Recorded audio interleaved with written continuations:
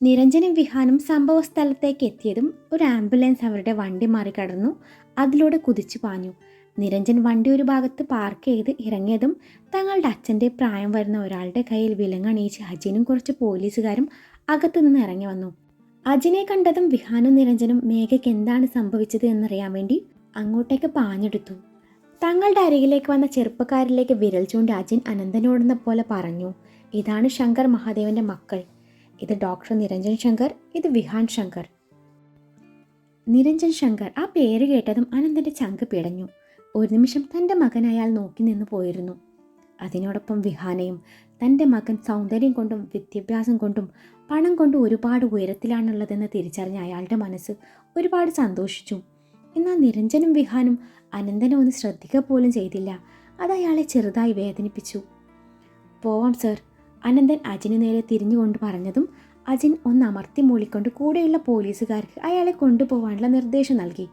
Police അനന്തനെ ജീപ്പിൽ കയറ്റുമ്പോഴും തങ്ങളുടെ മുന്നിൽ നിന്ന് ജീപ്പ് കുതിച്ചു നീങ്ങുമ്പോഴും അനന്തൻ്റെ കണ്ണുകൾ നിരഞ്ജനിൽ മാത്രമായിരുന്നു. എന്നാൽ ഇതൊന്നും തിരിച്ചറിയാതെ നിരഞ്ജൻ്റെ കണ്ണുകൾ മേഘയ്ക്കും വർഷയ്ക്കും വേണ്ടി അലഞ്ഞു നടക്കുകയായിരുന്നു. അജിൻ, മേഘ അവളെവിടെ? വർഷയും കാണാനില്ലല്ലോ. നിരഞ്ജൻ അജിനോട് രഹസ്യം പോലെ ചോദിച്ചു. എടാ, ഞങ്ങളിവിടെ എത്തുമ്പോഴേക്കും ഇവിടെ അവർ രണ്ടുപേരും ഇല്ലായിരുന്നു.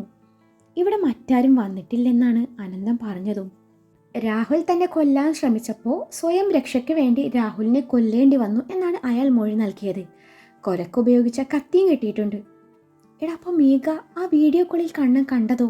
നിരഞ്ജൻ ഒന്നും മനസ്സിലാവാതെ അജിനോടായി ചോദിച്ചു.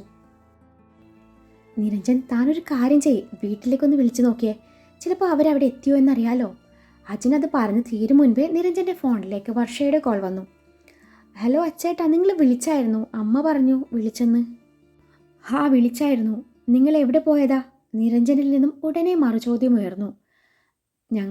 ഞങ്ങൾ ചെറുതായി ഒന്ന് കറങ്ങാൻ പോയതാ ചേട്ടാ, ഫോൺ എടുക്കാൻ മറന്നുപോയിരുന്നു. മേഘ എവിടെ? അവൾ മുറിയിലുണ്ടല്ലോ. എന്താ ചേട്ടാ? ഒന്നുമില്ല. നിനക്ക് കുഴപ്പമൊന്നുമില്ലല്ലോ? ഒരു കുഴപ്പമില്ല. എന്താ അങ്ങനെ ചോദിച്ചേ? ഒന്നുമില്ല, വന്നിട്ട് സംസാരിക്കാം എന്നും പറഞ്ഞ് നിരഞ്ജൻ കോൾ അവസാനിപ്പിച്ചു.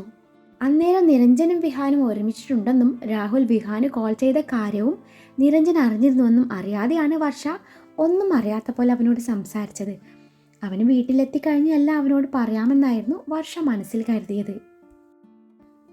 വർഷയും മേഘയും വീട്ടിലെത്തിയിട്ടുണ്ടെന്നും നിരഞ്ജൻ അജിനെ അറിയിച്ചു. ഈ കേസിൽ മേഘയുടെ പേര് ഒരിക്കലും വരാതെ താൻ നോക്കിക്കൊള്ളാമെന്നും അജിൻ വിഹാനും നിരഞ്ജനും ഉറപ്പ് നൽകി അവരെ അവിടെ നിന്ന് പറഞ്ഞയച്ചു. വർഷ തന്നോട് പറഞ്ഞത് നുണയാണെന്ന് മനസ്സിലായ നിരഞ്ജന് അവളോട് ദേഷ്യം തോന്നി. വീണ്ടും വീണ്ടും തന്നോട് അവൾ പലതും മറച്ചു വെക്കുന്നു. തന്നോട് പറയാതെ ഇത്രയും ദൂരം ഇരുവരും ഒരു ക്രിമിനലിനെ അന്വേഷിച്ചു വന്നു എന്നറിഞ്ഞപ്പോൾ അവൻ ദേഷ്യം മുഴുവനും ആക്സിലറേറ്ററിൽ തീർത്തു. എന്നാൽ ഇതേ സമയം വിഹാനിൽ മേഘയെക്കുറിച്ചുള്ള ചിന്തകൾ മാത്രമായിരുന്നു. അവൾക്ക് എന്തെങ്കിലും പറ്റിക്കാണുമോ എന്നുള്ള ഭയം. എത്രയും പെട്ടെന്ന് അവളുടെ അരികിലേക്ക് എത്തിയാൽ മതിയായിരുന്നു എന്നവന്. ഇതേ സമയം വർഷ ശങ്കർ അവിടെയില്ല എന്ന് ഉറപ്പുവരുത്തി അവൾ അയാളുടെ മുറിയിൽ നിന്നും എടുത്തതൊക്കെയും അതുപോലെ തിരികെ വെച്ചു. ശങ്കറിൻ്റെ ഫോൺ എടുത്തെടുത്ത് തന്നെ വെച്ചു. അനന്തൻ നേരത്തെ വിളിച്ച കോൾ ഹിസ്റ്ററി അവൾ ഡിലീറ്റ് ചെയ്തിരുന്നു. പിന്നെ ഒന്നും സംഭവിക്കാത്ത മട്ടിൽ അവിടെ നിറങ്ങി. നിരഞ്ജൻ വണ്ടി തൻ്റെ പോർച്ചിൽ നിർത്തിയതും വിഹാൻ ഡോറും തുറന്ന് ഇറങ്ങിയോടി. നിരഞ്ജനാണെങ്കിൽ വണ്ടിയൊക്കെയും ലോക്ക് ചെയ്ത് സാവധാനത്തിൽ ഇറങ്ങി അകത്തേക്ക് നടന്നു. സ്റ്റെയർ കയറി തൻ്റെ മുറിയിലേക്ക് ചെല്ലുമ്പോഴാണ് വർഷ അവൻ്റെ മുന്നിൽ ചെന്ന് പെടുന്നത്. വലിഞ്ഞു മുറുകിയ മുഖവുമായി അവളുടെ അരികിൽ ചെന്ന് അവളുടെ കയ്യിൽ പിടിമുറുക്കി മുറിയിലേക്ക് വലിച്ചു കൊണ്ടുപോയി. ഡോർ ലോക്ക് ചെയ്യുമ്പോഴും അവൻ പിടി അയച്ചിരുന്നില്ല. തനിക്ക് നേരെ നീളുന്ന അവൻ്റെ കത്തുന്ന മിഴികൾ കണ്ട് അവൾ ചെറുതായി പതറി. അച്ചേട്ട വിട്, എനിക്ക് വേദനിക്കുന്നു. കയ്യിൽ അവൻ്റെ പിടി മുറുകിയതും വർഷയ്ക്ക് ചെറുതായി വേദനിച്ചു തുടങ്ങി. അത് മനസ്സിലാക്കി അവൻ പിടി അയച്ചു. നിങ്ങൾ എന്തിനാ ആനന്ദനാരായണനെ അന്വേഷിച്ച് അയാളുടെ താവളത്തിൽ ചെന്നത്? എത്ര കൊണ്ടാലും നീയൊന്നും പഠിക്കില്ലല്ലോ. പറ, അവിടെ എന്താണ് ഇന്ന് നടന്നത്? എന്താണ് മേഘയ്ക്ക് സംഭവിച്ചത്? അവൻ്റെ ചോദ്യത്തിനുള്ള മറുപടിയായി എവിടെ നിന്ന് തുടങ്ങണം എന്നറിയാതെ ഒരു നിമിഷം അവൾ മൗനം പാലിച്ചു. വർഷ, നിനക്ക് ചോദിച്ചത് കേട്ടില്ലേ? എന്തിനാണ് നിങ്ങൾ അവിടെ പോയതെന്ന്? അയാൾ നിങ്ങളെ വല്ലതും ചെയ്തിരുന്നേലോ? 5 പേരെ ഒരു ദയയും കൂടാതെ കൊന്നവനാണ് അയാൾ. അച്ചേട്ടനെ അനന്തനാരായണൻ എന്ന വ്യക്തിയെ ശരിക്കും അറിയാഞ്ഞിട്ടാണ്. അയാൾ ഞങ്ങളെ ഒന്നും ചെയ്യില്ല എന്ന് ഉറപ്പുള്ളത് കൊണ്ടാണ് ഞങ്ങൾ അങ്ങോട്ട് പോയത്. അയാൾക്കതിന് കഴിയില്ല അച്ചേട്ടാ. പിന്നെ അയാൾക്കൊന്ന് 5 പേരെ ആ മരണം അർഹിക്കുന്നവരാണ്. അയാളുടെ ഭാര്യയും സുഹൃത്തിൻ്റെ ഭാര്യയും റേപ്പ് ചെയ്യാൻ ശ്രമിച്ച കാമമൂത്ത 5 തെരുവ് നായ്ക്കളെയാണ് അയാൾ കൊന്നത്. അക്കാര്യത്തിലെ എനിക്ക് അയാളുടെ ബഹുമാനം തോന്നുക. എനിക്ക് അയാളുടെ വീരസാഹസിക കഥകളോ പഴംപുരാണോ കേൾക്കാൻ തീരെ താല്പര്യമില്ല. എൻ്റെ കണ്ണിലെ അയാൾ എൻ്റെ ശത്രു മാത്രമാണ്. എനിക്കറിയേണ്ടത് ഇന്ന് എന്താണ് സംഭവിച്ചതെന്ന് മാത്രമാണ്. അച്ചേട്ടാ, നമ്മൾ നല്ലൊരു കേൾവിക്കാരനാവണം.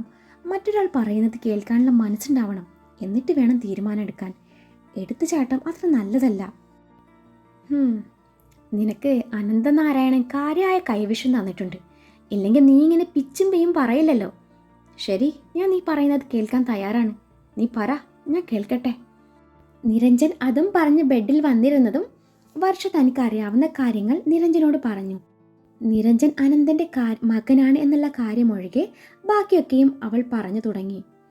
ഇതേ സമയം മേഘ അന്വേഷിച്ചു മുറിയിൽ ചെന്ന വിഹാൻ അവൾ അവിടെ മുഴുവനും അന്വേഷിച്ചു. വാഷ്റൂമിൽ നിന്നും വെള്ളം വീഴുന്ന ശബ്ദം കേട്ടതും അവൻ അങ്ങോട്ടേക്ക് നടന്നു. ഡോർ ചാരിയിട്ട് മാത്രമേ ഉണ്ടായിരുന്നുള്ളൂ. വിഹാൻ ഡോർ പതിയെ തുറന്ന് വാഷ്റൂമിനകത്തേക്ക് നടന്നു. ഷവറിന് കീഴെയായി മുഖം തിരിഞ്ഞു നിൽക്കുന്ന മേഘയെ കണ്ടതും ഒരു നിമിഷം അവൻ്റെ ചിന്തകൾ പല വഴിക്ക് സഞ്ചരിച്ചു. അവൻ അവളുടെ ഉടലാകെ കണ്ണോടിച്ചു. ഡ്രസ്സിൻ്റെ കൈ ചെറുതായി കീറിയതൊഴികെ മറ്റൊന്നുമില്ല. ഷവർ മുഴുവനായും തിരിച്ച് അവൾ അതിന് കീഴെ നിന്ന് മറ്റേതോ ലോകത്താണ്. താൻ വന്നതുപോലും അവൾ അറിഞ്ഞിട്ടില്ല എന്നത് വിഹാനെ വീണ്ടും വേദനിപ്പിച്ചു. ഇതിന് മാത്രം എന്തായിരിക്കും അവൾക്ക് പറ്റിയിട്ടുണ്ടാവുക എന്ന ചിന്ത അവനെ ഒരു നിമിഷം അസ്വസ്ഥനാക്കിയെങ്കിലും അതൊക്കെ പാടെ മായ്ച്ചു കളഞ്ഞു പിന്നിലൂടെ ചെന്ന് അവളെ ഇറുകെ പുണർന്നു. അവൻ്റെ സാമീപ്യം തിരിച്ചറിഞ്ഞിട്ടും അവൾ ഒന്നും മിണ്ടിയില്ല. എടി തീപ്പെട്ടിക്കൊള്ളി, ഡോർ അടക്കാതെയാണോ നീ ഇങ്ങനെ നീരാടുന്നത്? എന്തായാലും എനിക്ക് നല്ലൊരു ചാൻസ് കിട്ടി എന്നും പറഞ്ഞു അവളുടെ പിൻകഴുത്തിൽ ചുംബിച്ചു. കണ്ണേട്ടന് എന്നോടൊന്നും ചോദിക്കാനില്ലേ? എന്ത് ചോദിക്കാൻ? എനിക്കൊന്നും ചോദിക്കാനില്ല. അറിയാനുള്ളതൊക്കെ ഞാൻ അറിഞ്ഞു. ഇനി എനിക്ക് ഒന്നും അറിയണമെന്നില്ല. അത് കള്ളം. കണ്ണേട്ടൻ്റെ ഫോൺ കട്ടായതിനു ശേഷം അവിടെ എന്ത് നടന്നു എന്നറിയാൻ കണ്ണേട്ടൻ ഉറപ്പായും ആഗ്രഹിക്കുന്നുണ്ടാവും. പിന്നെ എന്നെ വേദനിപ്പിക്കണ്ടല്ലോ എന്ന കാര്യത്തിൽ ചോദിക്കുന്നില്ല എന്നേ ഉള്ളൂ എന്നും അറിയാം. ഏതൊരു ഭർത്താവിൻ്റെ ഉള്ളിലും ഉണ്ടാവുന്ന ആദ്യവും ആശങ്കയും കണ്ണേട്ടൻ്റെ ഉള്ളിലുണ്ടാവും. അതുകൊണ്ട് ഞാൻ തന്നെ പറയാം, അതിനുശേഷം അവൻ എന്നെ ഒന്നും ചെയ്തില്ല എന്ന് പറയാൻ പറ്റില്ല. ചെയ്യാൻ വേണ്ടി വന്നതായിരുന്നു. എൻ്റെ മുഖത്തേക്ക് അവൻ്റെ മുഖം അടുപ്പിച്ചതും എൻ്റെ കാതിൽ മുഴങ്ങി നിന്നത് അനന്തനാരായണൻ എന്ന അയാളുടെ വാക്കുകളായിരുന്നു. പെണ്ണിൻ്റെ മാനത്തിന് നേരെ നീണ്ട കൈ ആ നിമിഷം വെട്ടിയെടുക്കണമെന്ന്. പെണ്ണിൻ്റെ മാനം നശിപ്പിക്കാൻ നോക്കിയവൻ പിന്നീട് ഈ ഭൂമിയിൽ ഒരു നിമിഷം പോലും ജീവിക്കാനുള്ള അവകാശമില്ലെന്ന് ഒറ്റ കുത്തിന് തീർക്കണമെന്ന്. അവൻ്റെ ജീവൻ വെടിയുന്നത് കൺകുളിർക്കെ കാണണമെന്ന്. എവിടെന്നോ കിട്ടിയ ധൈര്യത്തിൽ ഞാൻ അവൻ്റെ അരയിൽ കിടന്ന കത്തിയെടുത്ത് അവൻ്റെ പള്ളയിൽ കയറ്റി. ഒറ്റ കുത്തിന് തീർന്നിരുന്നു എല്ലാം. അവൻ്റെ ജീവൻ വെടിയുന്നത് ഞാൻ കൺകുളിർക്കെ കണ്ടു. മേഘ അത്രയും പറഞ്ഞതും അവളുടെ മേലെയുള്ള വിഹാൻ്റെ പിടി അയഞ്ഞിരുന്നു. അവളെ തനിക്ക് അഭിമുഖമായി നിർത്തിക്കൊണ്ട് ചോദിച്ചു, അപ്പോൾ നീയാണ് അവനെ കൊന്നത്? വിറയാർന്ന കൈകളോടെ വിഹാൻ അവളുടെ ഇരു കവിളും കൈക്കുമ്പിളിൽ ചേർത്തുകൊണ്ട് ചോദിച്ചു. ഞാനാ കൊന്നത്. ദേ ഈ കൈ കൊണ്ടാ ഞാൻ അവനെ കൊന്നത്. എനിക്ക് വേണ്ടി ആ പാവം മനുഷ്യൻ കുറ്റം ഏറ്റെടുത്തു. പോലീസ് വരുന്നതിന് മുന്നേ അയാൾ ഞങ്ങളെ പറഞ്ഞു വിടുകയായിരുന്നു. അയാളൊരു പാവ കണ്ണേട്ടാ. എനിക്ക് വേണ്ടി ആ പാവം വീണ്ടും ജയിലിൽ പോയത്. അയാൾക്ക് ആരുമില്ല കണ്ണേട്ടാ. നമുക്ക് അയാളെ പുറത്തിറക്കണം, ഇല്ലെങ്കിൽ എനിക്ക് സമാധാനം കിട്ടില്ല. അത്രയും പറഞ്ഞ് മേഘ അവനെ കെട്ടിപ്പിടിച്ച് കരയാൻ തുടങ്ങി. ഒരുപാട് നേരം ഇരുവരും ഷവറിന് കീഴെ നിന്നു. അവളുടെ കരച്ചിൽ അടങ്ങിയതും അവൻ മേഘയും കൊണ്ട് വാഷ്റൂമിൽ നിന്ന് ഇറങ്ങി. പിന്നീട് വിഹാൻ മേഘയെ പലതും പറഞ്ഞ് അവളുടെ മനസ്സിനെ പാകപ്പെടുത്തി എടുക്കുകയായിരുന്നു. മേഘ വിഹാനോടും അനന്തനാരായണൻ്റെ ജീവിതത്തെക്കുറിച്ച് പറഞ്ഞു തുടങ്ങി. മറച്ചു വെക്കേണ്ട കാര്യം അവൾ മറച്ചു വെക്കാൻ മറന്നിരുന്നില്ല. വിഹാനും നിരഞ്ജനും അനന്തൻ്റെ പാസ്റ്റ് അറിഞ്ഞ് ചെറിയ സഹതാപമൊക്കെയും തോന്നിയിരുന്നു. എങ്കിലും ഈ കേസിൻ്റെ പിറകെ പോവാൻ ഇരുവർക്കും താല്പര്യമില്ലായിരുന്നു. അനന്തനാരായണൻ, രാഹുൽ എന്ന 2 അധ്യായവും ഇവിടെ അവസാനിച്ചു. രണ്ടും നല്ലതിന് വേണ്ടിയാണെന്ന് കരുതുക. അന്വേഷണം, ഓപ്പറേഷൻ എന്നും പറഞ്ഞ് ഇനി ഒരിക്കലും ഒന്നിൻ്റെയും പിറകെ പോകാൻ പാടില്ല. ഇരുവർക്കും അവസാന വാണിംഗ് കൂടി കൊടുക്കുകയും ചെയ്തു. 2 പേരും അന്നേരം തലയണയ്ക്ക് സമ്മതം മൂളിയെങ്കിലും ഇരുവരും ആരും അറിയാതെ അനന്തനെ ജയിലിൽ ചെന്ന് കാണുമായിരുന്നു. അയാൾ അത് സ്നേഹത്തോടെ വിലക്കിയെങ്കിലും ഇരുവരും അത് കൂട്ടാക്കിയില്ല. അയാൾക്ക് വേണ്ടി തങ്ങളൊരു വക്കീലിനെ വെച്ച് കേസ് വാദിക്കാമെന്നും ഇരുവരും പറഞ്ഞുവെങ്കിലും അയാൾ അതിന് സമ്മതിച്ചില്ല. ഈ കേസിൽ കോടതി വിധിക്കുന്ന എന്ത് ശിക്ഷയും ഏറ്റുവാങ്ങാൻ താൻ തയ്യാറാണെന്ന് അയാൾ ഉറപ്പിച്ചു പറഞ്ഞു. പിന്നീട് അനന്തനെ കോടതി ജീവപര്യന്തം വിധിക്കുകയായിരുന്നു. വർഷക്കും മേഘക്കും അതൊരുപാട് സങ്കടമായി. മാസങ്ങൾ പിന്നെയും കൊഴിഞ്ഞു വീണു. ലേബർ റൂമിൽ നിന്നുള്ള വർഷയുടെ കരച്ചിലും നിലവിളിയും കേട്ടുകൊണ്ടാണ് നിരഞ്ജൻ അകത്തേക്ക് കയറുന്നത്. അവനൊരു ഓപ്പറേഷൻ്റെ തിരക്കിലായിരുന്നു. അതുകൊണ്ട് അത്രയും നേരം അവളുടെ കൂടെ ഇല്ലായിരുന്നു. ഡെലിവറി ടൈമിൽ തൻ്റെ കൂടെ തന്നെ കാണുമെന്ന് പറഞ്ഞ് പറ്റിച്ച സിംഹത്തിനോടുള്ള ദേഷ്യവും സങ്കടമൊക്കെയും ആ കരച്ചിലിലുണ്ടായിരുന്നു. നിരഞ്ജനെ കണ്ടതും വർഷയുടെ കണ്ണുകൾ നിറഞ്ഞൊഴുകി. എന്നെ പറ്റിച്ചല്ലേ എന്നും പറഞ്ഞ് മുഖം വീർപ്പിച്ച് നിൽക്കാൻ അവൾ അന്നേരം മറന്നില്ല. അവളുടെ അന്നേരത്തെ വേദന കണ്ട് നിരഞ്ജന്റെ മുഖം ചുളുങ്ങുന്നതും കണ്ണ് നിറയുന്നതും കണ്ടതും മാധുരി ഡോക്ടർ ചെരി ഉള്ളിലൊതുക്കി. മണിക്കൂറുകൾ നീണ്ട സഹനത്തിനൊടുവിൽ അവരുടെ കുഞ്ഞു ഭൂമിയിലേക്ക് പിറന്നു വീണു.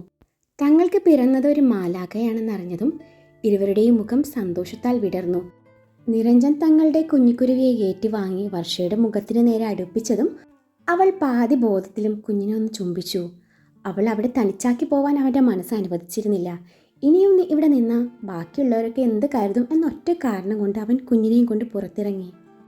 പോവാൻ നേരം അവൻ മാധുരി ഡോക്ടറോട് പ്രത്യേക ഒരു കാര്യം പറഞ്ഞിരുന്നു. സ്റ്റിച്ചൊന്ന് പതുക്കെ ഇടണേ, അവളെ വേദനിപ്പിക്കല്ലേ എന്ന്. ഇതിപ്പോൾ വർഷയേക്കാൾ വേദന ഡോക്ടർക്കാണല്ലോ. നിരഞ്ജൻ അവിടെ നിന്ന് പോയി എന്ന് കണ്ടതും മാധുരി വർഷയോട് തമാശ രൂപേണ പറഞ്ഞു. വെള്ള ടർക്കിയിൽ പൊതിഞ്ഞ തൻ്റെ കുഞ്ഞിനെയും കൊണ്ട് പുറത്തേക്ക് നടക്കുന്നേരം മാധുരി വർഷയോട് അത് പറയുന്നത് നിരഞ്ജൻ കേട്ടിരുന്നു. ബൈസ്റ്റാൻഡർക്കുള്ള ബെഡിലിരുന്ന് മേഘ കുഞ്ഞിനെ മടിയിൽ വെച്ചിരിപ്പാണ്.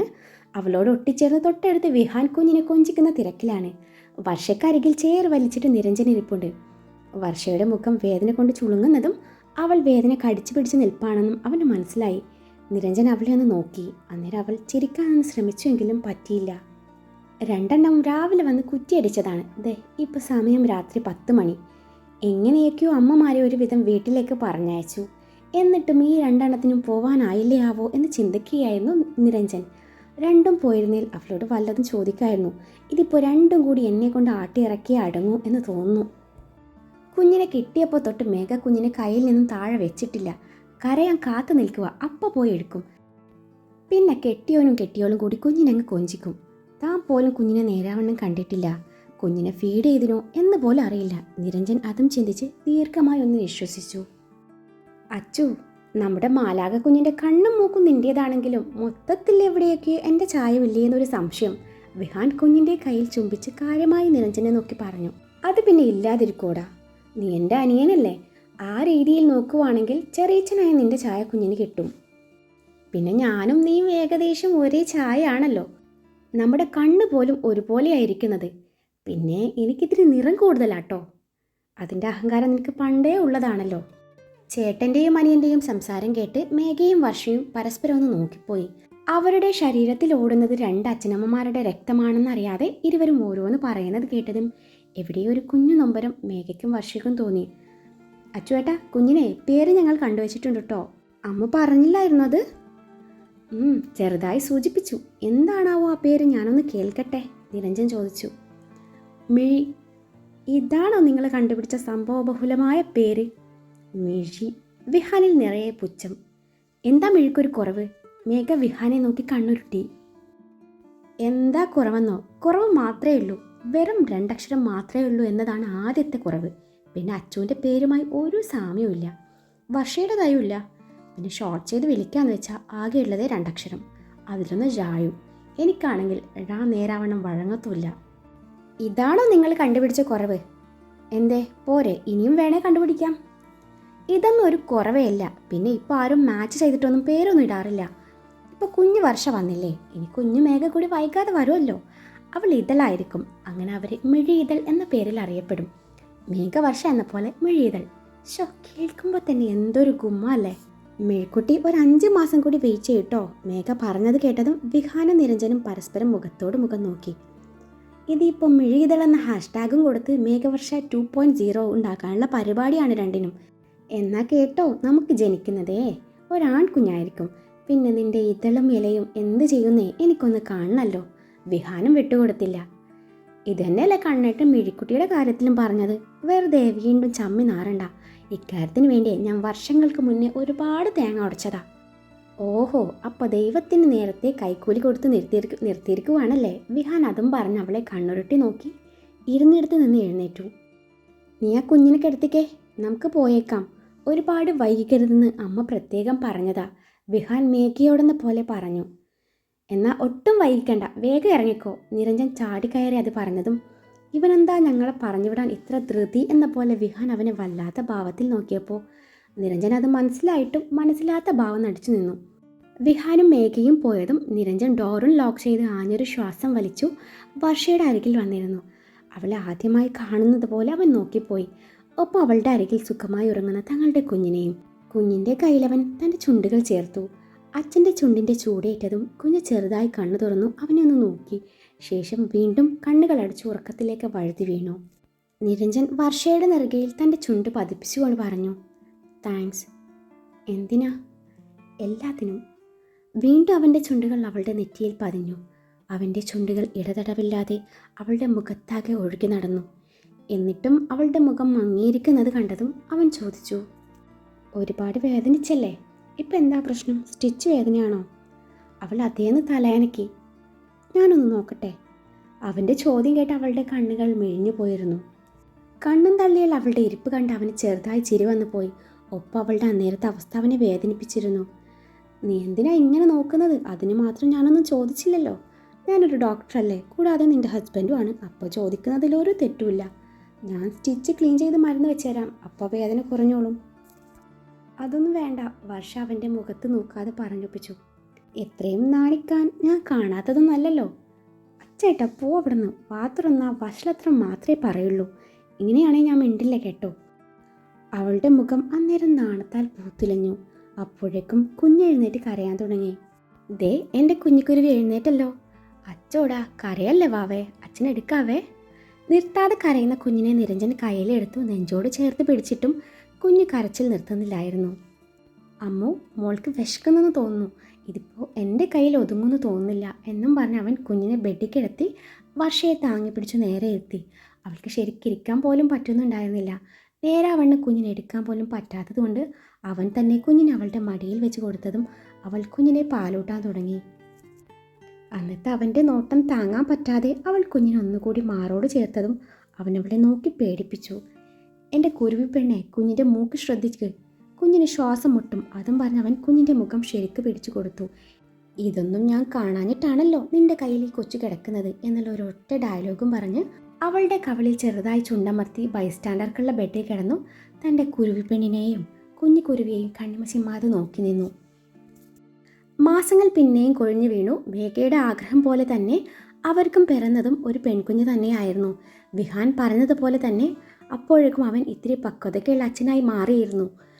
കുറച്ച് മാസങ്ങളുടെ വ്യത്യാസത്തിൽ വർഷയുടെയും മേഘയുടെയും കുഞ്ഞുങ്ങൾ മിഴിയും ഇതളും മിഴിയിതളായി വളരാൻ തുടങ്ങി.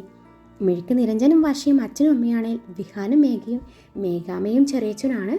ഇതളിന് നിരഞ്ജനും വർഷയും വർഷാമയും ഡോക്ടറച്ഛനുമാണ്. വർഷയും മേഘയും തങ്ങളുടെ കുഞ്ഞുങ്ങളെയും കൊണ്ട് അനന്തനെ കാണാൻ ജയിലിൽ ചെന്നിരുന്നു. വർഷയും മേഘയും തന്നോട് കാണിക്കുന്ന സ്നേഹം കണ്ട് അയാൾക്ക് തന്നെ അത്ഭുതം തോന്നാറുണ്ട്. അവർക്കിപ്പോൾ അയാൾ അനന്തച്ഛനാണ്. ഇതിനിടയിൽ മഹി ഡോക്ടറും ശ്വേതയും തമ്മിലുള്ള കല്യാണം നടന്നിരുന്നു. ജിഷിൻ അവൻ്റെ അമ്മ കണ്ടുപിടിച്ച പെണ്ണിനെ കല്യാണം കഴിച്ചു സന്തോഷത്തോടെ ജീവിക്കുന്നു. ശ്വേതയും മഹിയും രണ്ടുപേരും SM ഹോസ്പിറ്റലിൽ തന്നെയാണ് ഇപ്പോഴും വർക്ക് ചെയ്യുന്നത്. വർഷയും മേഘയും തങ്ങളുടെ ഭർത്താക്കന്മാരുടെ കൂടെ പഴയതുപോലെ അടികൂടിയും പിണങ്ങിയും പ്രണയിച്ചും ജോലി ചെയ്യുന്നുണ്ട്.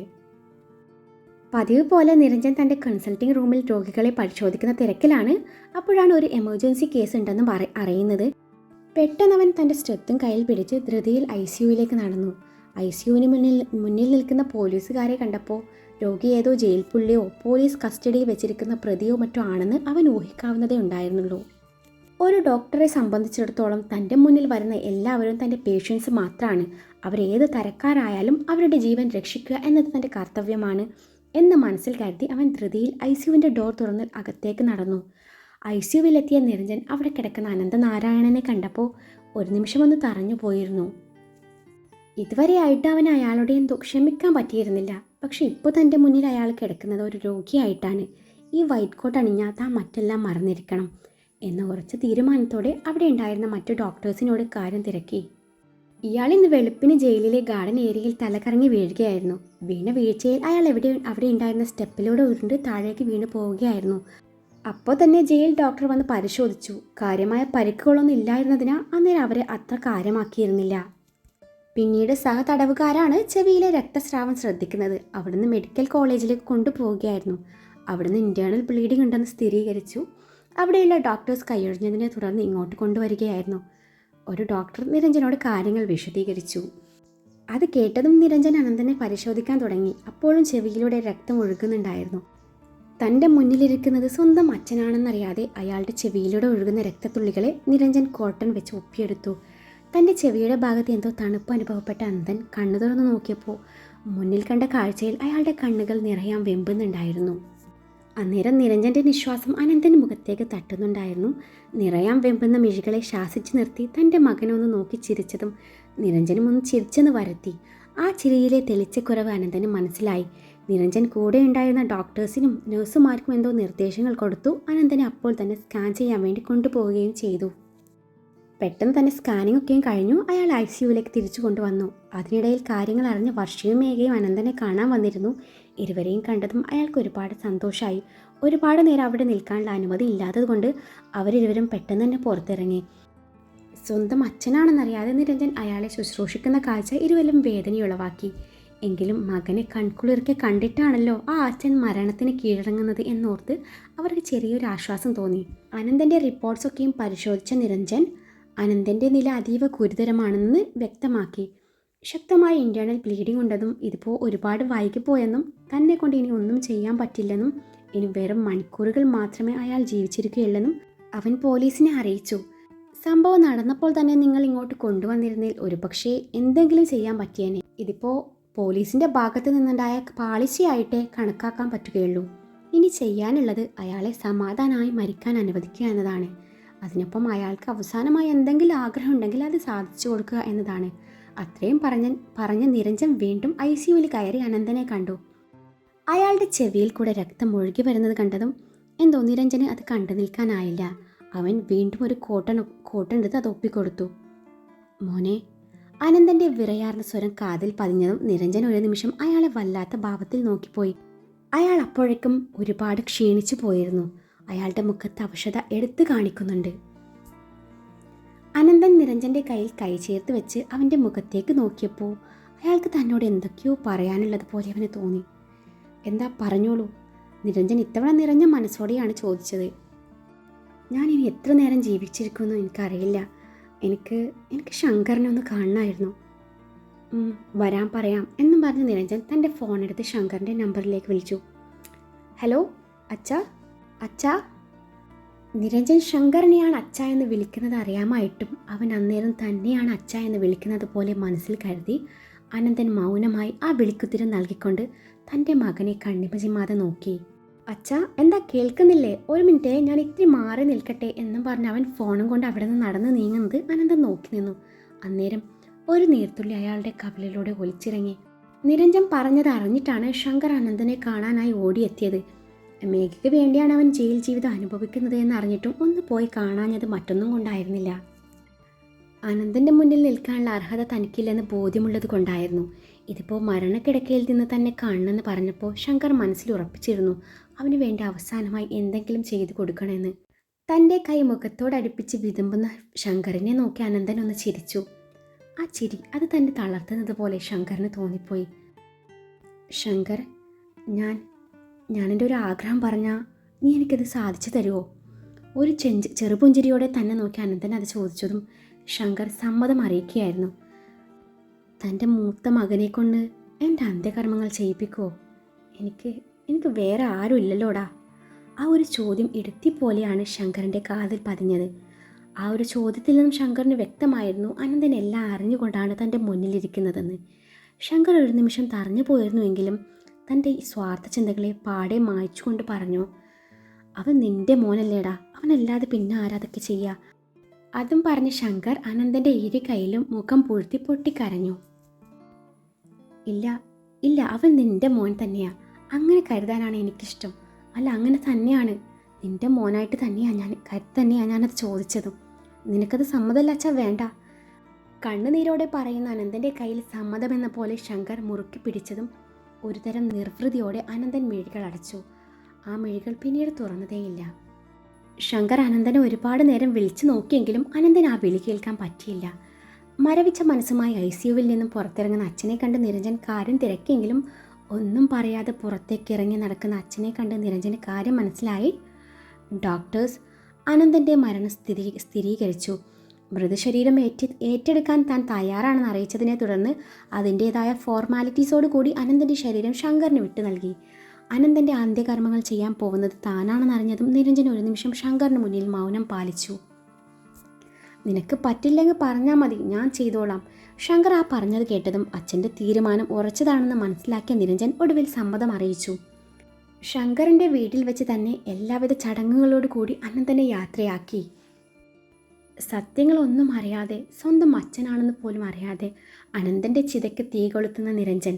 ആ കാഴ്ച വളരെ വേദനയോടെയാണ് വർഷയും മേഘയും നോക്കി നിന്നത്. ചിതയിലെരിയുന്ന തൻ്റെ ആരോരുമല്ലാത്ത മനുഷ്യനെ നിരഞ്ജൻ ഒരു നിമിഷം നോക്കി നിന്നു. തൻ്റെ ഹൃദയം അന്നേരം പതിവിലും വിപരീതമായി മിടിക്കുന്നത് അവൻ അറിയുന്നുണ്ടായിരുന്നു. ആ നിമിഷം ഒരു തുള്ളി കണ്ണുനീർ അവൻ്റെ കവിളിലൂടെ ഒലിച്ചിറങ്ങിയത് എന്തിനാണെന്ന് അവനെപ്പോഴും അറിയില്ലായിരുന്നു. ചിതയെരിഞ്ഞു തുടങ്ങിയതും എല്ലാവരും മടങ്ങി. ശങ്കർ മാത്രം അവിടെ ബാക്കിയായി. അന്നേരം ഒരു നേർത്ത തെന്നലായി. ശങ്കറിന് കൂട്ടായി അനന്തനും അവിടെ ഉണ്ടായിരുന്നു. ദിവസങ്ങളും മാസങ്ങളും പിന്നെയും കൊഴിഞ്ഞു വീണു. അനന്തനൊരു വേദനയായി ശങ്കറിൻ്റെയും മേഘയുടെയും വർഷയുടെ ഉള്ളിൽ നിറഞ്ഞു നിന്നിരുന്നു. ദൈവം മനുഷ്യന് മറവി എന്നത് കൊടുത്തത് പതിയെ എല്ലാം മറന്ന് എല്ലാത്തിനെയും അതിജീവിച്ച് മുന്നോട്ടുള്ള ജീവിതം ജീവിച്ച് തീർക്കാനാണല്ലോ. അതുപോലെ അവരും സങ്കടങ്ങളെല്ലാം മറന്നു തുടങ്ങിയിരിക്കുന്നു.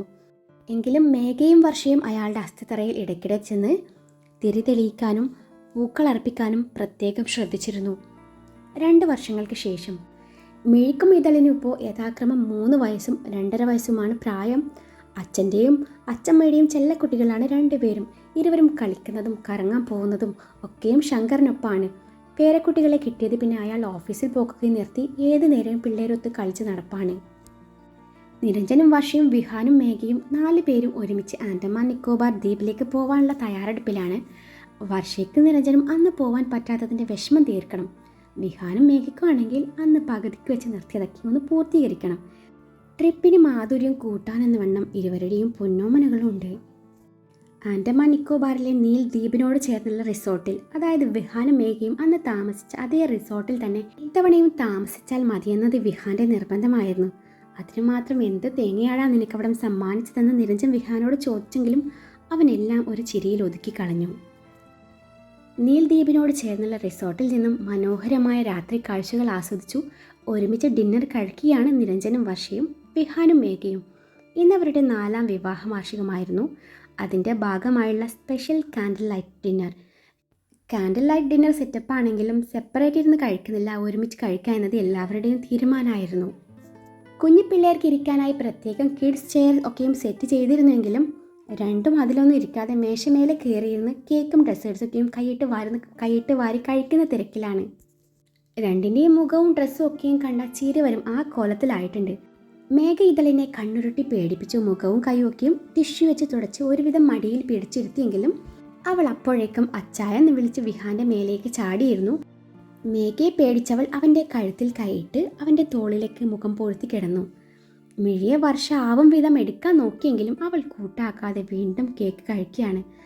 അച്ഛൻ്റെ കുഞ്ഞിക്കുരുവി ഇങ്ങ് വാ, ഇനി കഴിച്ചാൽ വയറ് ചീത്തയാവില്ലേ? മിഴിക്കുട്ടി ഗുഡ് ഗേൾ അല്ലേ? ദേ ഇച്ചുവിനെ നോക്കിക്കേ, അവൾ നിർത്തി. അവൾ ഗുഡ് ഗേൾ ആണ്, നിരഞ്ജൻ മിഴിയെ നോക്കി പറഞ്ഞു. മിഴിക്കുട്ടിയും ഗുഡ് ഗേൾ ആണല്ലോ എന്നും പറഞ്ഞ് നിരഞ്ജൻ്റെ നേരെ കൈ നീട്ടിയതും അവൻ അവളുടെ കൈയും മുഖവും ഒക്കെയും ക്ലീൻ ചെയ്ത് കൊടുത്തു. അവളെ പിടിച്ച് മടിയിലിരുത്തി ഭക്ഷണം കഴിക്കാൻ തുടങ്ങി. കൂടെ അവൻ്റെ കുഞ്ഞിക്കുരുവിക്ക് കൂടി വായിൽ വെച്ച് കൊടുക്കുന്നുണ്ട്. വിഹാൻ്റെ മനസ്സിലേക്ക് മുൻപ് ഹണിമൂണിന് വന്നപ്പോഴത്തെ കാൻഡിൽ ലൈറ്റ് ഡിന്നറും അന്നത്തെ സംഭവങ്ങളും ഓർമ്മ വന്നതും വിഹാൻ മേഘയെ ഒന്ന് പാളി നോക്കി.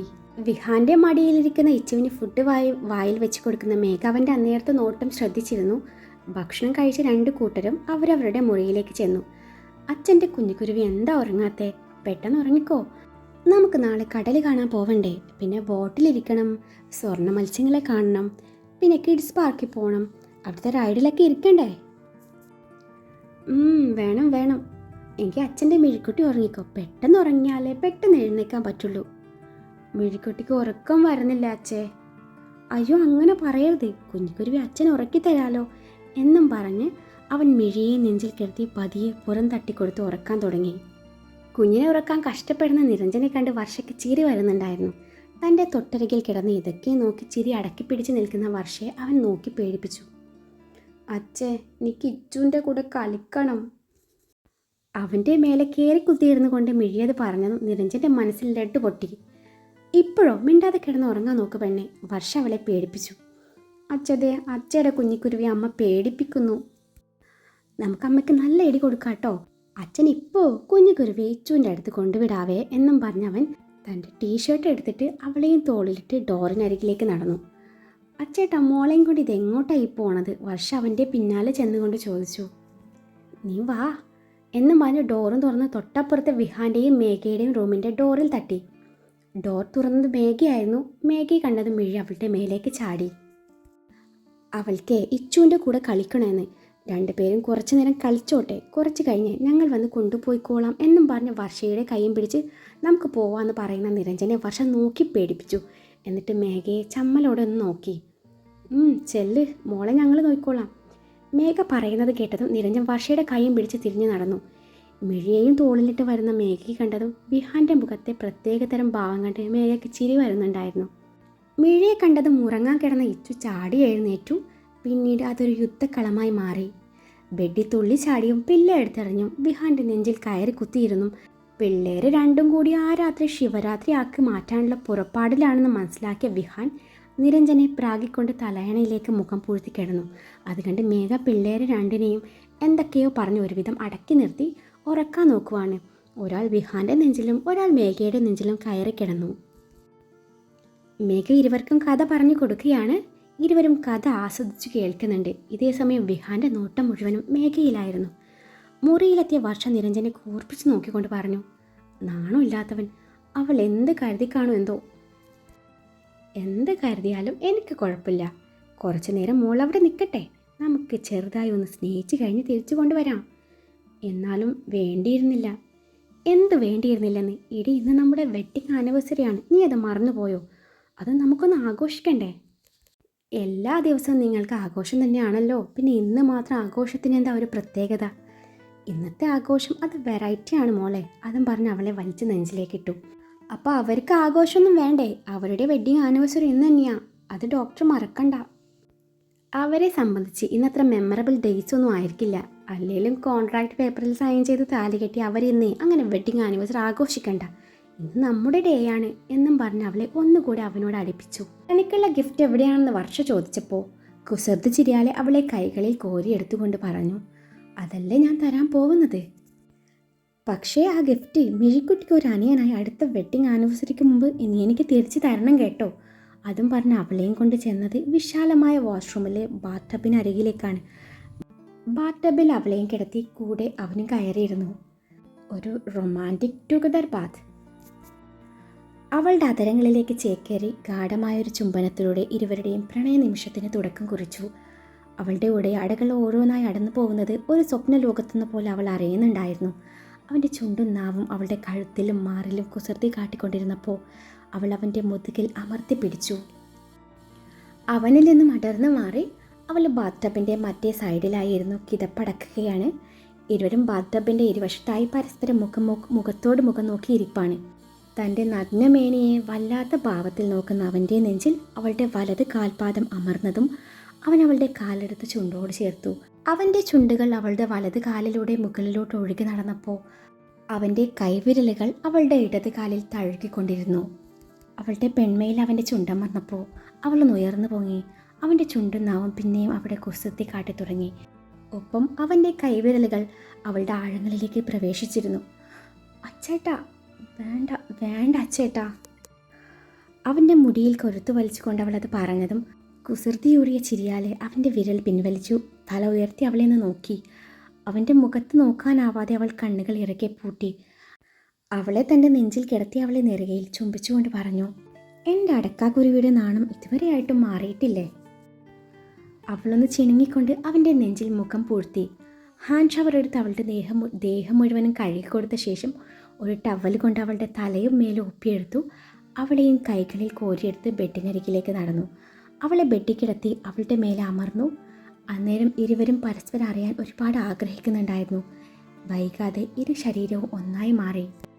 ഇണയെ തൃപ്തിപ്പെടുത്താൻ ഇരുവരും മത്സരിച്ചു കൊണ്ടേയിരുന്നു. പിന്നീട് ഒരു പെരുമഴയായി അവൻ അവളിലേക്ക് പെയ്തിറങ്ങി.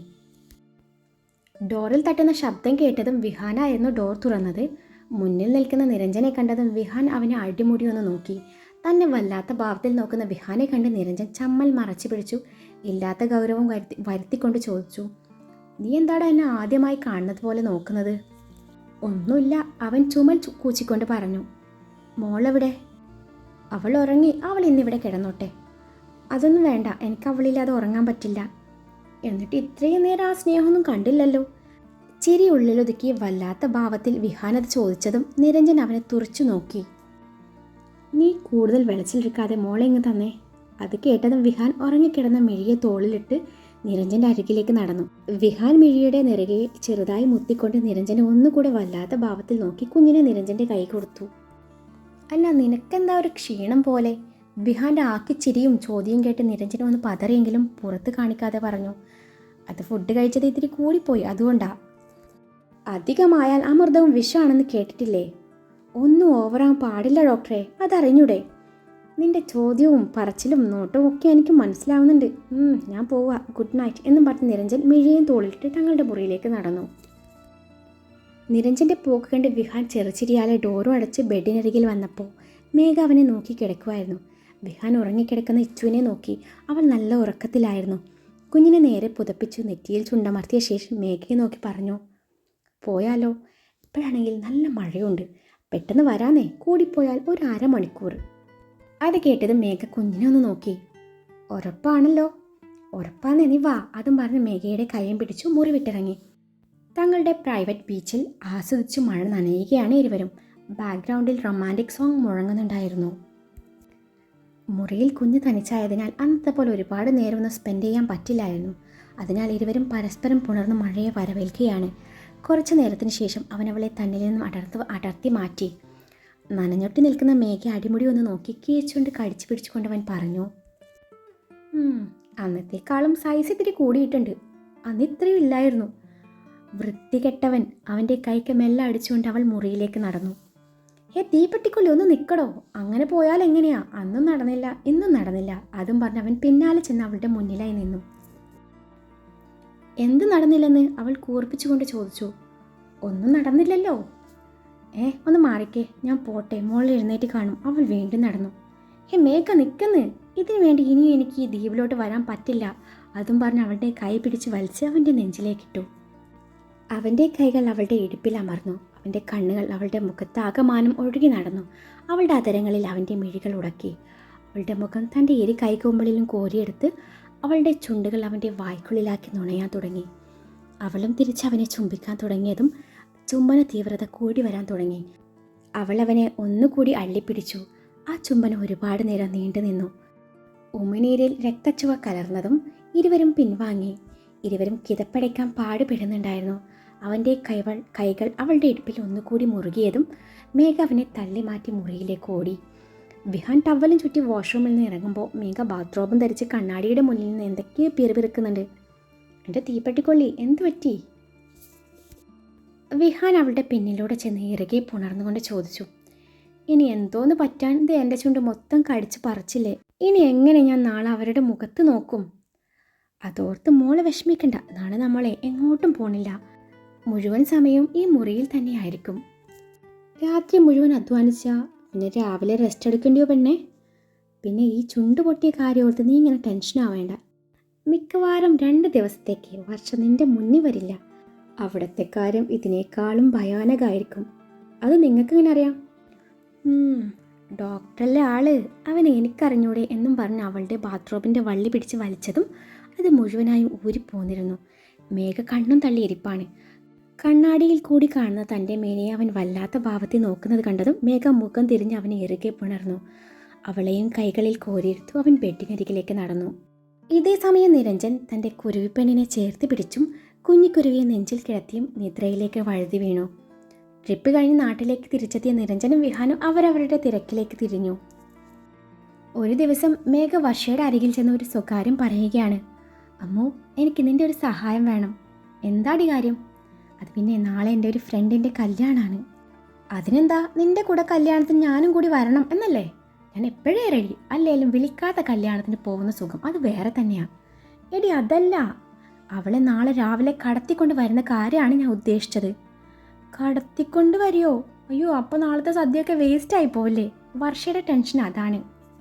അതാണോ ഇപ്പോൾ ഇവിടുത്തെ പ്രശ്നം? നമ്മൾ നാളെ രാവിലെ അവളുടെ വീട്ടിൽ ചെല്ലുന്നു, അവളെ ഒരുക്കാൻ ബ്യൂട്ടി പാർലറിലേക്ക് കൊണ്ടുപോവുകയാണെന്ന് പറഞ്ഞ് അവളെ കടത്തിക്കൊണ്ട് വരുന്നു. Very simple. എന്നിട്ട് വർഷ പ്രത്യേക താളത്തിൽ ചോദിച്ചു. എന്നിട്ട് അവളുടെ കല്യാണം നമ്മൾ നടത്തി കൊടുക്കുന്നു. പെണ്ണിൻ്റെ ഭാഗത്തു നിന്നുള്ള സാക്ഷികളാണ് നമ്മൾ. ചെറുക്കൻ്റെ ഭാഗത്തു നിന്നുള്ള സാക്ഷികൾ അവൻ ഒപ്പിച്ചോളാന്ന് പറഞ്ഞിട്ടുണ്ട്. ആരാണ് ഈ ലവൻ? എൻ്റെ കൂടെ പഠിച്ച പയ്യൻ തന്നെയാ കക്ഷി. അവർ തമ്മിൽ ലപ്പാടി. എന്നോട് ഇരുവർ ഇന്നലെയാ പറഞ്ഞത്. ഇരുവർ രണ്ടും മതക്കാരാ. പെണ്ണ് ക്രിസ്ത്യനാ. സംഭവം കോംപ്ലിക്കേറ്റഡ് ആണല്ലോ, വർഷ പറഞ്ഞു. അത് മാത്രല്ല, പെണ്ണിൻ്റെ അപ്പൻ പോലീസിലാ. എങ്കിൽ നമ്മൾ തീർന്ന്. ഇത് വേണോ?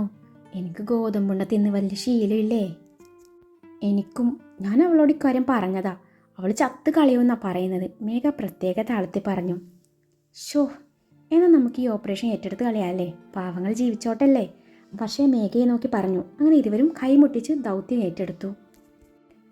പിറ്റേന്ന് രാവിലത്തെ OP കഴിഞ്ഞ് പുറത്തിറങ്ങിയതാണ് നിരഞ്ജൻ. അന്നേരാണ് വിഹാൻ്റെ കോൾ വരുന്നത്. അവൻ പറഞ്ഞതൊക്കെയും കേട്ട് നിരഞ്ജൻ്റെ മുഖം വലിഞ്ഞു മുറുകി. അവൻ കോൾ അവസാനിപ്പിച്ച് തൻ്റെ വണ്ടി എടുത്ത് രജിസ്റ്റർ ഓഫീസ് ലക്ഷ്യം വെച്ച് കുതിച്ചു പാഞ്ഞു. നിരഞ്ജൻ തൻ്റെ വണ്ടി പാർക്ക് ചെയ്ത് വണ്ടിയിൽ നിന്ന് ഇറങ്ങി വിഹാൻ അരികിലേക്ക് നടന്നു. എവിടെയാ അവർ?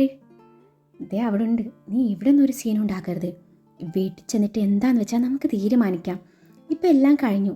പെണ്ണിൻ്റെ അച്ഛൻ DCP ആണ്. കെട്ട് കഴിഞ്ഞു. പെണ്ണിനെ ഇറക്കിക്കൊണ്ടുവന്നത് ഇവളുമാരാണ്. ആ പെണ്ണാണെങ്കിൽ തന്തയെ കണ്ടപ്പോൾ പേടിച്ച് കാല് മാറി. ഇവരൊക്കെ നിർബന്ധിച്ചത് കൊണ്ടാണ് ഇറങ്ങി വന്നതെന്ന് പറഞ്ഞ് കരഞ്ഞതോടെ തന്തപ്പടി ചെക്കനും പെണ്ണിനും മാപ്പ് കൊടുത്ത് അവരെ സ്വീകരിച്ചു. തൻ്റെ മകളെ ഫോഴ്സ് ചെയ്ത് കല്യാണം കഴിപ്പിച്ചതിന് ഇവർക്കെതിരെ കേസ് ഫയൽ ചെയ്യുമെന്ന് പറഞ്ഞ് അയാൾ ആകെ സീനാക്കി. പിന്നെ ഞാൻ അജിനെ വിളിച്ച് കാര്യങ്ങൾ പറഞ്ഞു. അവൻ ഒരുവിധം അയാളെ സമാധാനിപ്പിച്ച് നിർത്തിയിരിക്കുക. വിഹാൻ അത്രയും പറഞ്ഞ് നിർത്തി. നിരഞ്ജൻ അകത്തേക്ക് നടന്നു. നിരഞ്ജൻ പെണ്ണിൻ്റെ അച്ഛനെ കണ്ട് സംസാരിച്ച് സോറിയൊക്കെ പറഞ്ഞതും അയാളൊന്ന് അടങ്ങി. അയാൾ വർഷയും മേഘയും കലിപ്പിച്ച് നോക്കി ചെറുക്കനെയും പെണ്ണിനെയും കൊണ്ട് അവിടെ നിന്ന് പോയി. ചെറുക്കനും പെണ്ണും ആണെങ്കിൽ മേഘയെ ഒന്ന് നോക്കിയത് പോലുമില്ല. എടി, അവർക്ക് നിന്നെ ആലുവ പണപ്പുറത്ത് കണ്ട പരിചയം പോലും ഇല്ലല്ലോടി. ഇവർക്ക് വേണ്ടിയാണോ നമ്മൾ ഇത്രയും റിസ്ക് എടുത്തത്? വർഷ മേഘയെ നോക്കി പിറുപിറുത്തു. എനിക്കറിഞ്ഞു അവൾ എന്നെ തേക്കുമെന്ന്. ദുഷ്ട, നോക്കിക്കോ, അവരേറെ വൈകാതെ ഡിവോഴ്സ് ആവും. കൂടിപ്പോയ 1 വർഷം. ഇതെൻ്റെ പ്രാക്കാണ്. നോക്കിക്കോ, ഞാൻ ഇന്ന് എന്നെ തേങ്ങ ഉടക്കും. എന്നോട് അവളുടെ കളി. അപ്പോഴേക്കും നിരഞ്ജൻ അങ്ങോട്ടേക്ക് എത്തിയിരുന്നു.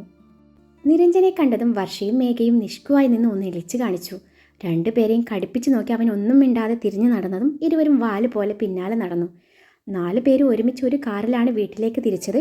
വർഷയും മേഘയും പിറകിലൊന്നും അറിയാത്ത പോലെ ഇരിപ്പുണ്ട്. വണ്ടി ഹൈവേയിൽ കൂടി ചീറിപ്പാഞ്ഞ് ടൗണിലെത്തി. വണ്ടി സൈഡിലൊതുക്കി നിർത്തി നിരഞ്ജൻ ഇരുവരോടായി ഇറങ്ങാൻ പറഞ്ഞതും 2 പേരും ചുറ്റൊന്ന് നോക്കി. തൊട്ടടുത്തൊരു റെസ്റ്റോറൻറ്റ് കണ്ടതും ഫുഡ് കഴിക്കാനാവുമെന്ന് കരുതി ഇരുവരും ഇറങ്ങിയതും തൊട്ടടുത്ത നിമിഷം വണ്ടി എടുത്ത് നിരഞ്ജനും വിഹാനും അവിടെ നിന്ന് പോയിരുന്നു. അപ്പോഴാണ് മനസ്സിലായത് തങ്ങൾ കേട്ട് പണിതതാണെന്ന്. ഫോണും പേഴ്സും കാറിലാണ്. ഇപ്പോൾ വീട്ടിലേക്ക് എത്തണമെങ്കിൽ 1 മണിക്കൂർ യാത്ര ചെയ്യണം. കയ്യിലാണെങ്കിൽ 5ൻ്റെ പൈസയില്ല. ഓട്ടോ പിടിച്ച് പോയി വീട്ടിലെത്തിയിട്ട് കാശ് കൊടുക്കാമെന്ന് മേഘ പറഞ്ഞപ്പോൾ വേണ്ട, കാശ് ചിലവിടാതെ അവരുടെ മുന്നിൽ കൂടി പോകണം, അതിൻ്റെ വാശിയ എന്നും പറഞ്ഞ വർഷ മേഘയുടെ കൈയും പിടിച്ച് നിന്ന് അതിലൂടെ പോകുമായിരുന്ന വണ്ടിക്കൊക്കെ കൈ കാണിച്ചു. അപ്പോഴാണ് ഓപ്പൺ മിനി കൂപ്പറിൽ 2 കാട്ടുകോഴികൾ വരുന്നത്. അവർ വണ്ടി നിർത്തി ലിഫ്റ്റ് ഓഫർ ചെയ്തതും രണ്ടും പിൻ സീറ്റിൽ കയറിയിരുന്നു. എന്താ പേര്? കോഴി നമ്പർ 1. ഞാൻ അന്നമ്മ, ഇത് റോസമ്മ, മേഘ ചാടിക്കയറി പറഞ്ഞു. Nice name. By the way, married ആണോ? കോഴി നമ്പർ 2. ഹേയ്, ഞങ്ങൾ സിംഗിളാ, വർഷ പറഞ്ഞു. ഞങ്ങളും. കോഴി നമ്പർ 1. ചേട്ടാ, ഇത്രേ സ്പീഡുള്ളൂ? മേഘ ചോദിച്ചു. സ്പീഡിൽ പോണോ? നമുക്ക് പതുക്കെ പോയാൽ പോരെ? കോഴി നമ്പർ 1. ഞങ്ങൾക്ക് സ്പീഡിൽ പോകാൻ ഇഷ്ടം. സ്പീഡിൽ പോയി ഇതോ ആ കാണുന്ന ബെൻസിനെ ഒന്ന് ഓവർടേക്ക് ചെയ്യുന്നേ. മിനി കൂപ്പറിൻ്റെ പവർ അവർ കൂടി കാണട്ടെ, വർഷ പറഞ്ഞു. അവർ നിങ്ങളുടെ ആരെങ്കിലും ആണോ? കോഴി നമ്പർ 2. ഹേ, ഞങ്ങൾക്ക് അവരെ അറിയുക പോലുമില്ല, അല്ലേടി? നിങ്ങൾ സിസ്റ്റേഴ്സാണോ? കോഴി നമ്പർ 1. അതെ. പെട്ടെന്ന് ആ വണ്ടിയെ ഓവർടേക്ക് ചെയ്യൂ ചേട്ടാ, വർഷ പറഞ്ഞു. അതിനെന്താ എന്നും പറഞ്ഞ് അവൻ വണ്ടി സ്പീഡിൽ വിട്ടു നിരഞ്ജൻ്റെ ബെൻസിനെ ഓവർടേക്ക് ചെയ്തു. തങ്ങളുടെ വണ്ടിയെ മറികടന്ന് അതിവേഗത്തിൽ പോകുന്ന മിനി കൂപ്പറിനെ വിഹാനും നിരഞ്ജനും ഒന്ന് നോക്കി. അതിന് പിന്നിലിരിക്കുന്ന ആൾക്കാരെ കണ്ടതും 2 പേരും മുഖത്തോട് മുഖം നോക്കിപ്പോയി. നിരഞ്ജൻ അവരെ മറികടക്കാൻ നോക്കും തോറും അവർ കൂടുതൽ സ്പീഡിൽ പോയി. ഒടുവിൽ മേഘയും വർഷയും തങ്ങളുടെ വീടിന് മുന്നിൽ എത്തിയതും ഇരുവരും അവരോട് താങ്ക്സ് പറഞ്ഞിറങ്ങി. താങ്ക്സ് മാത്രമേ ഉള്ളൂ. കോഴി നമ്പർ 1. വേറെ എന്താ ചേട്ടന്മാർക്ക് വേണ്ടേ? എന്ത് വേണേലും ദേ ആ കാറിൽ നിന്ന് ഇറങ്ങുന്നവന്മാരോട് ചോദിച്ചാൽ മതി, തന്നോളും. നിരഞ്ജനെയും വിഹാനെയും ചൂട്ടി മേഘ പറഞ്ഞു. അതാരാ, ബ്രദേഴ്സാണോ? കോഴി നമ്പർ 1. അല്ല, കെട്ടിയോമാരാ, വർഷ പറഞ്ഞു. അപ്പോൾ സിംഗിളാണെന്ന് പറഞ്ഞതോ? കോഴി നമ്പർ 2. 4 വർഷങ്ങൾക്ക് മുന്നേ എന്നുകൂടി പറയാൻ വന്നതായിരുന്നു. അപ്പോഴാണ് ആങ്ങളമാർ മറ്റെന്തോ ചോദിച്ചത്. ആങ്ങളമാരോ? കോഴി നമ്പർ 1. എന്നാൽ ആങ്ങളമാർ ചെല്ല്. ഒരാൾ കരാട്ടയാ, മറ്റേയാൾ ബോക്സിംഗ് ചാമ്പ്യനും, മേഘ പറഞ്ഞു. അത് കേട്ടതും ഇരുവരും തടി കേടാവണ്ടല്ലോ എന്ന് കരുതി വണ്ടിയെടുത്ത് ഒരു പോക്കായിരുന്നു. വണ്ടിയിൽ നിന്ന് ഇറങ്ങി വരുന്ന നിരഞ്ജനും വിഹാനും നേരെ ഒരു ലോഡ് പുച്ഛം വാരി വിതറി ഇരുവരും അങ്ങനെ നിന്നപ്പോഴാണ് കെട്ടിയുമാർ ഷർട്ടിൻ്റെ കൈ മുട്ടുവരെ മടക്കി വല്ലാത്ത ഭാവത്തിൽ വരുന്നത് 2 പേരും ശ്രദ്ധിക്കുന്നത്. അമ്മൂസ വിട്ടോടി എന്നും പറഞ്ഞ് മേഘ അകത്തേക്ക് ഒരൊറ്റ ഓട്ടായിരുന്നു, കൂടെ വർഷയും. അവരെ പിടിക്കാനെന്ന പോലെ പിന്നാലെ നിരഞ്ജനും വിഹാനും ഓടി.